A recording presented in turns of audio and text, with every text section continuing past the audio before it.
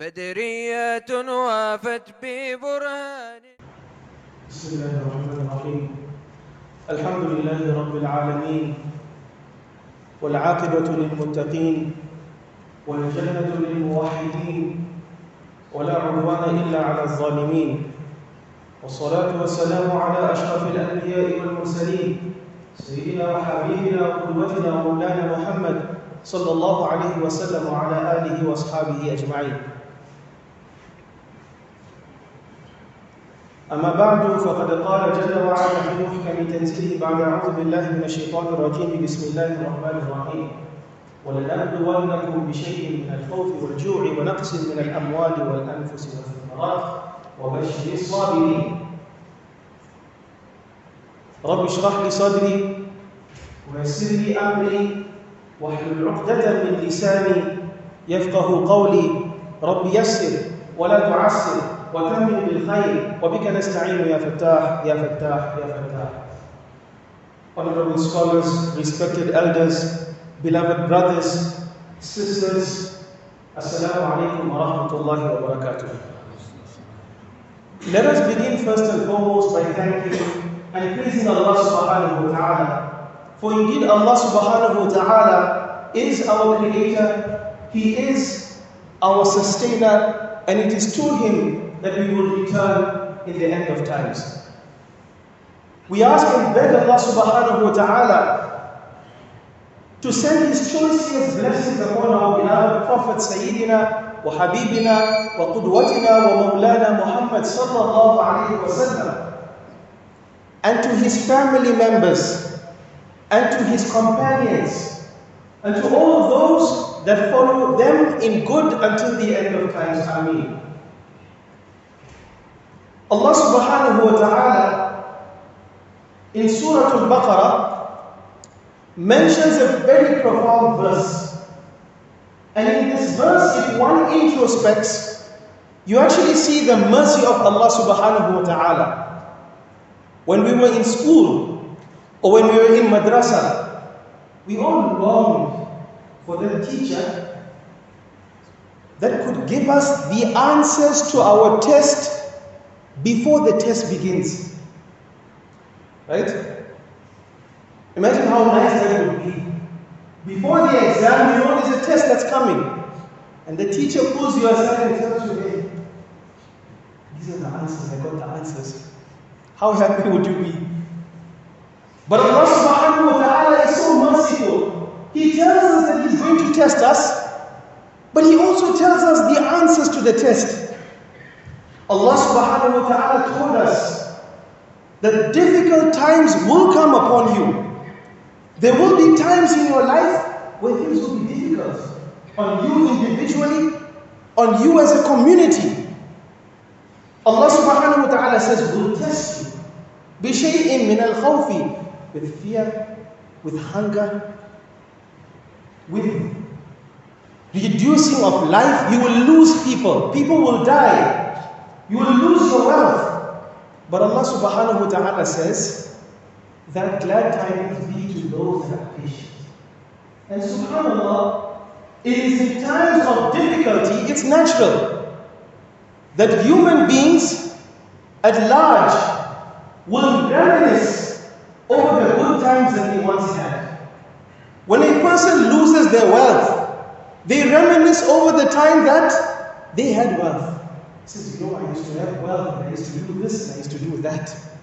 Now times have changed, right? It's a human quality. Similarly, us as Muslims, when we go through difficult times at large, we reminisce of the good times that we once had. And subhanAllah, there was a time in the Muslim era where there was no one that could come close to the Muslims. This era was known as the Golden Era. When we look at times, the current times that we're living in, and we look at how the Muslims are suffering around the world. For the past month, we've been seeing on a daily basis the constant bombarding of the Muslims in Gaza and Palestine. And we look back at our history. There was a time where the tide had changed. Things were in our favor. We look at our history between the 9th century and the 14th century. The Muslims had advanced in different, in ways that we cannot comprehend. Till today, the scholars of that time are remembered not just in Islamic circles, but Western circles. Remember, we are a people whose first revelation started with what? With Iqra. Allah subhanahu wa ta'ala drawing our attention to the importance of reading and studying. That Muslims are people that are synonymous with knowledge and education. The Prophet ﷺ, when they would fight battles, the Prophet ﷺ looked at the community of the Sahaba and he understood that many of them couldn't even read and write. What did he do? He said, for every captive that knows how to read and write, teach a few of my companions how to read and write and you earn your freedom. You can go back to where you came from. That's how the Prophet ﷺ promoted education. And you look at the lives of the Muslims in these times. When they read verses of the Quran, for example, like مَرَجَ الْبَحْرَيْنِ يَلْتَقِيَانِ, where Allah subhanahu wa ta'ala in the Quran speaks about the meeting of the two seas. Right? And Allah subhanahu wa ta'ala describes بَيْنَهُمَا بَرْزَخٌ, that it's almost as if there's a partition in the water. They didn't just sit back and say Allahu Akbar, Subhanallah. They actually got up on their feet and they said, we want to see where this place is. And we want to discover more things about this. When Allah subhanahu wa ta'ala spoke about the cosmos, and Allah subhanahu wa ta'ala spoke about the different planets, saying, كُلٌّ فِي فَلَكٍ يَسْبَحُونَ, each and every one of them is perfectly in their orbit. They didn't just stop there. They advanced with this knowledge and they wanted to find the inner secrets that Allah subhanahu wa ta'ala had kept. When Allah subhanahu wa ta'ala said, وَاللَّهُ خَلَقَ كُلَّ دَابَّةٍ مِّن مَّاءٍ, everything had been created from water. They wanted to prove this on a physical level. How much percentage does each body contain of water? Right? This is what sparked them. And they produced the likes of the 9th century Imam al-Razi, known in Western circles as Raises. Who was this? Number one, this was an Imam. He was a Muslim physician, a chemist, and a philosopher. And you read his books and his biography, you find that his contributions influenced Western practices of theology. You look at the scholar Ibn Rushd, 12th century Persian scholar. Who was this? This was a Muslim polymath, right? His contributions contributed towards Islamic philosophy and Western philosophy. So he wasn't just a master in one field, but he transcended in both fields. And you find both the Muslim population and the Western civilization benefiting from them. You look at the likes of the 14th century North African scholar Ibn Khaldun, a master in sociology. This person's detailed books of history of how empires came to rise and how they fell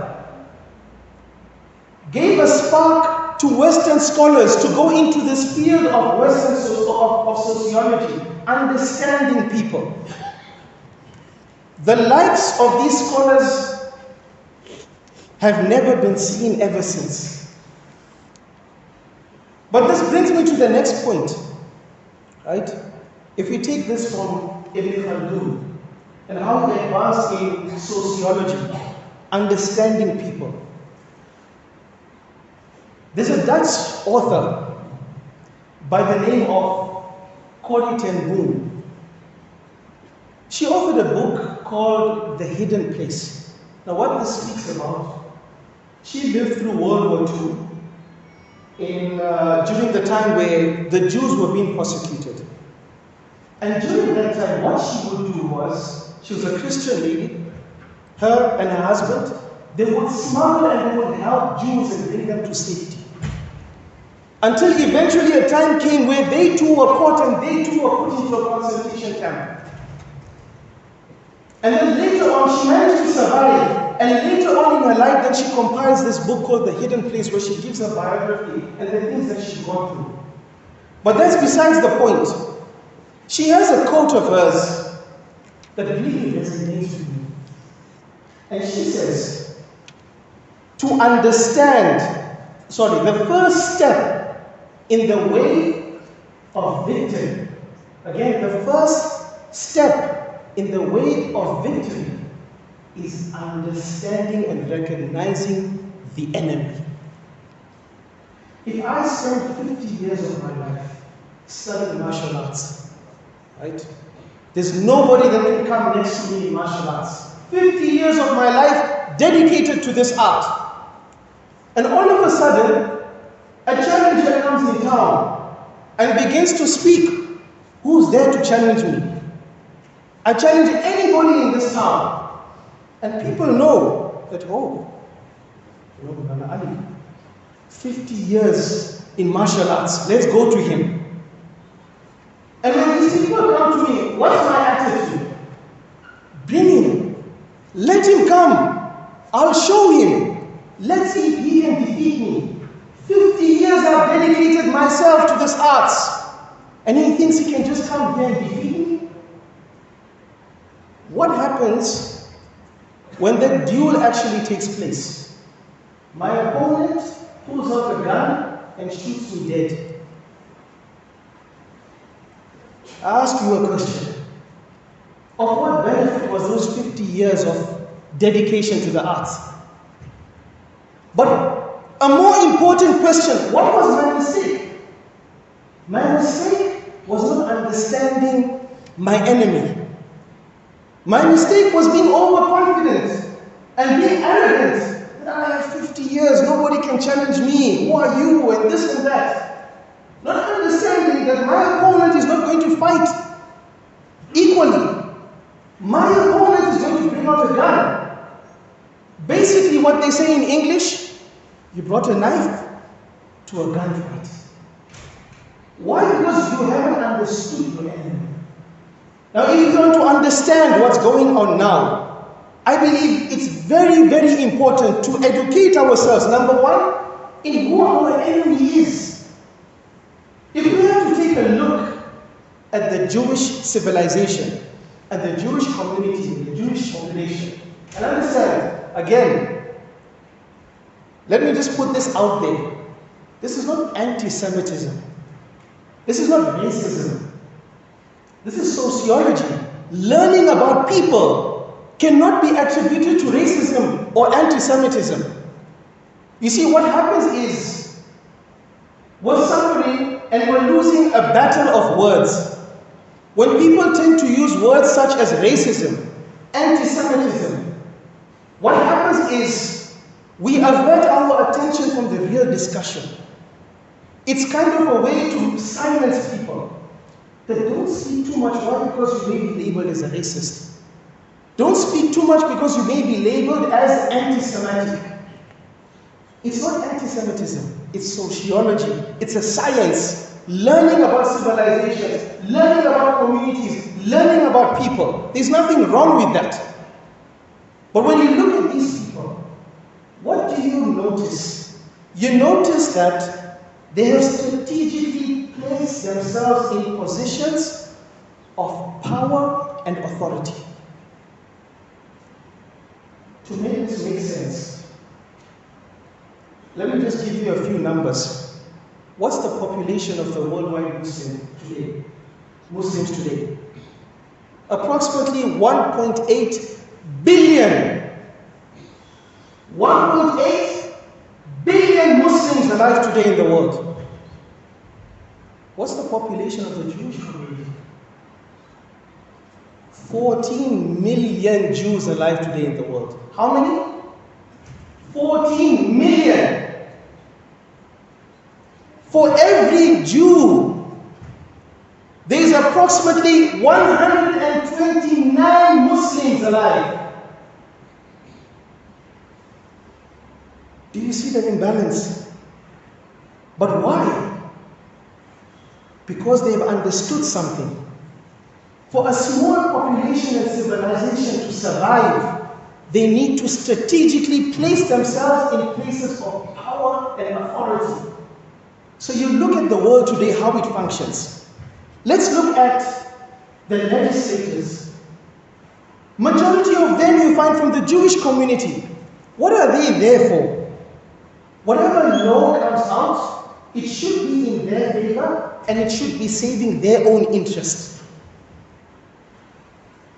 So you may decide to do something, but no, they've put the law there and they've safeguarded themselves from any type of condemnation whatsoever. You look at the economy. Many of these people actually own banks, world banks.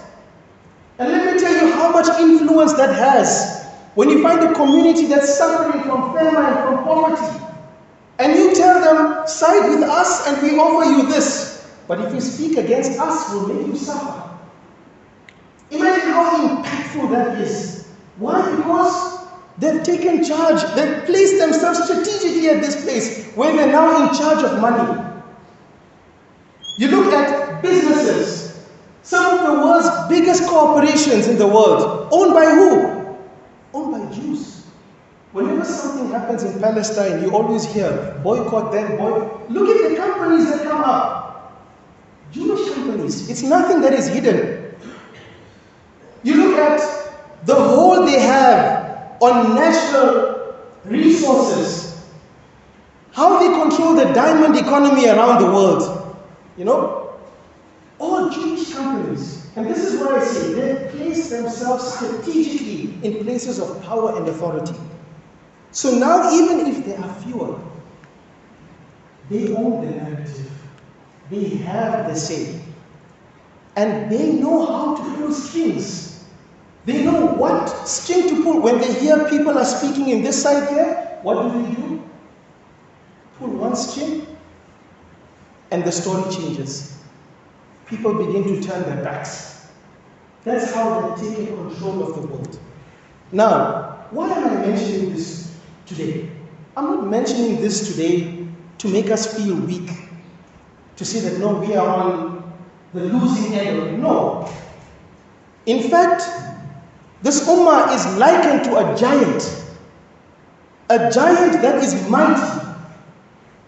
The only thing that's lacking is we need to wake up and open our eyes. There's a lesson that we can learn from this. And this takes me back to the scholars that I mentioned that reigned between the 9th century of Islam towards the 14th century of Islam, what is known as the Islamic Golden Era, where everybody around the world was coming to the Muslims to get education and to get knowledge and to benefit from the scholars that they had. And we need to go back and we need to understand something, that it is not enough for us to just be average. We're sitting in the Masjid today. Plus minus approximately a few hundred people. We're sitting with some of the best minds, the best accountants, the best doctors, the best lawyers, the best Islamic scholars. And let me tell you, I'll reiterate again, it's not enough to just be average. It's time for us to excel. It's time for us to try and now look 10 steps further.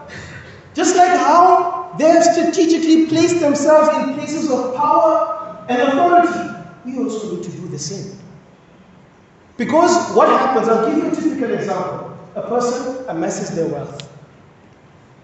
Person strives, Allah subhanahu wa ta'ala blesses them and they get their wealth. They sit on their phone and they see people in Palestine are dying. My brothers and sisters, they're suffering. What can I do? Let me take out the check. 5 million kula to the people of Palestine to go and help them. Now I'm just giving you an example. I'm not saying this is exactly what is happening. But let's not also be naive to think that it's not possible and it cannot happen. What happens is, This person thinks they're safe. 5 million kula to who? Our brothers and sisters in Gaza. All of a sudden somebody is at your doorstep. Hey, this transaction, where are you from? Who are you? Where did you get this money from? Are your papers alright?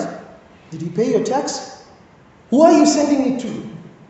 How do you know it's reaching there? You're supporting Hamas? You're supporting terrorism? What happens?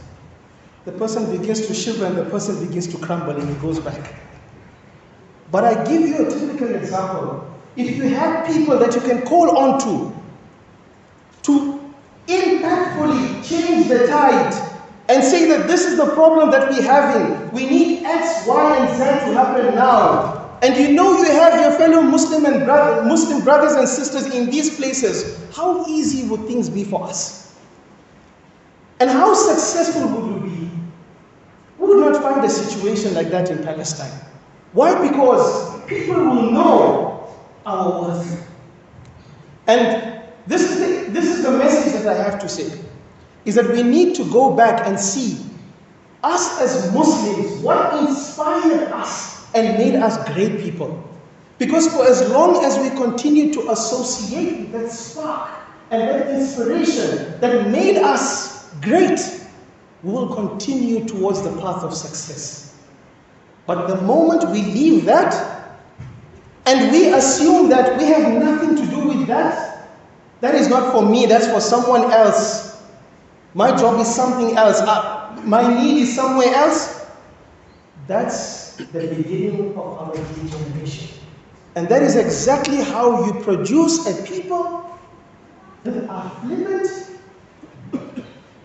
and have absolutely no gravitas. Because people can take you for a ride. Nobody will take you serious. And I'm not mentioning this to discourage anybody. We can take inspiration from this, right?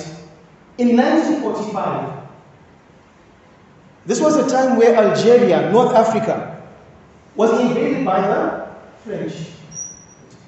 In this same year, the same French people gained their independence from Nazi Germany after so many wars.